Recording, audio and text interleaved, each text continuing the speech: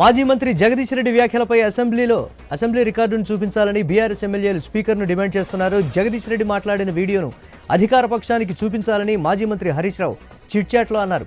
అధికార పక్షం కావాలనే రాద్ధాంతం చేస్తోందని విమర్శించారు. జగదీష్ మాట్లాడిన దాంట్లో ఇబ్బంది అనిపిస్తే విచారం వ్యక్తం చేస్తామన్నారు.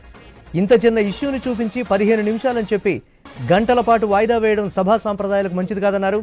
ఆల్ పార్టీ ఫ్లోర్ లీడర్లను పిలిచి సభలో జగదీష్ రెడ్డి మాట్లాడిన వీడియో ప్లే చేసి చూపించాలన్నారు.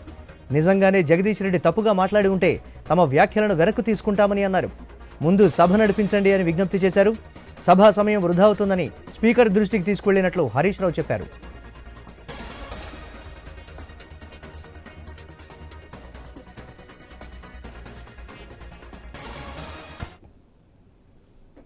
రెడ్డి గారు ప్లీజ్ 1 మినిట్ అస్థానానికి గురి కాకండి, సహనంతో మాట్లాడండి, సభా సాంప్రదాయాలను కాపాడండి.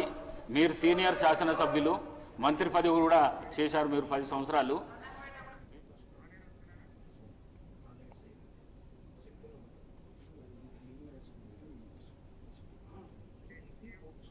హరీష్ రావు కామెంట్స్కి సంబంధించి మరిన్ని అప్డేట్స్ మా కరెస్పాండెంట్ ఏవై స్వామి లైవ్ ద్వారా అందిస్తారు.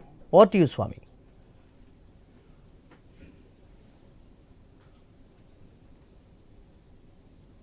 ధన్యవాదాలు తెలిపే తీర్మానంపై మాట్లాడిన సందర్భంగా బీఆర్ఎస్ సభ్యులు మాజీ మంత్రి జగదీష్ రెడ్డి మాట్లాడిన విషయంపైన అధికార ప్రతిపక్షాల మధ్య పెద్ద ఎత్తున కూడా వాగ్వాదం దారితీసింది. స్పీకర్ను ఉద్దేశించి ఈ సభ నీది కాదు అని స్పీకర్ను జగదీష్ రెడ్డి అన్న విషయంపైన ఒక్కసారిగా అధికార కాంగ్రెస్ పార్టీ బీఆర్ఎస్ను టార్గెట్ చేసి మాట్లాడింది. దీంతో గందరగోళ నడుమ మొత్తం స్పీకర్ సభను వాయిదా వేశారు.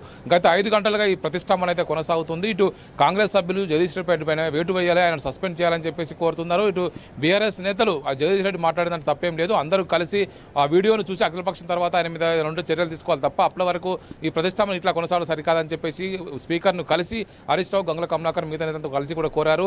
అఖిలపక్ష నేతలతో కలిసి ఆయన మాట్లాడిన తప్పే ముందు చూడాలి, అవసరం అనుకుంటే మీకు ఏమైనా ఇబ్బంది అనిపిస్తే విచారం వ్యక్తం చేయడానికి సభ్యులు వెనుకాడాలని చెప్పేసి కూడా హరీష్ రావు స్పష్టం చేశారు. 15 నిమిషాలు వాయిదా అని చెప్పినటువంటి స్పీకర్ దాదాపు 5 గంటలుగా సభను వాయిదా వేసి కొనసాగిస్తున్నారు. దీని విషయం సంబంధించి ఒకవైపు సభలో జరిగినటువంటి విషయం పట్ల అధికార ప్రతిపక్ష సభ్యుల మధ్య వాదోపవాదాలు కొనసాగుతున్నాయి. ఇప్పుడే మరోవైపు సభను వెంటనే ప్రారంభించి జరిగిన విషయాలపైన చర్చ పెట్టాలని చెప్పేసి కూడా బీఆర్ఎస్ సభ్యులు కోరుతున్నారు. కొద్దిసేపటి క్రితం బీజేపీ సభ్యులు కూడా వెళ్లి స్పీకర్ని కలిసి సభను ప్రారంభిస్తారో లేదని చెప్పి వారు కూడా స్పీకర్ను రిక్వెస్ట్ చేశారు. మొత్తానికైతే స్పీకర్ పైన జగదీష్ రెడ్డి చేసినటువంటి వ్యాఖ్యల పట్ల అధికార కాంగ్రెస్ ప్రతిపక్ష బీఆర్ఎస్ నేతల మధ్య అయితే వాగ్వాదం చోటు చేసుకుంది. ఆయన ఎక్కడ కూడా అన్పార్లమెంటరీ పదం వాడలేదని చెప్పేసి బీఆర్ఎస్ నేతలు అంటుంటే నీ సభ నీ సొంత అని చెప్పేసి స్పీకర్ను అవమానపరిచారని చెప్పేసి కాంగ్రెస్ నేతలు అధికార పార్టీ కాంగ్రెస్ నేతలంతా కూడా ఇటు బీఆర్ఎస్ సభ్యులు జగదీష్ రెడ్డి పైన ఆరోపణలు చేస్తున్నారు.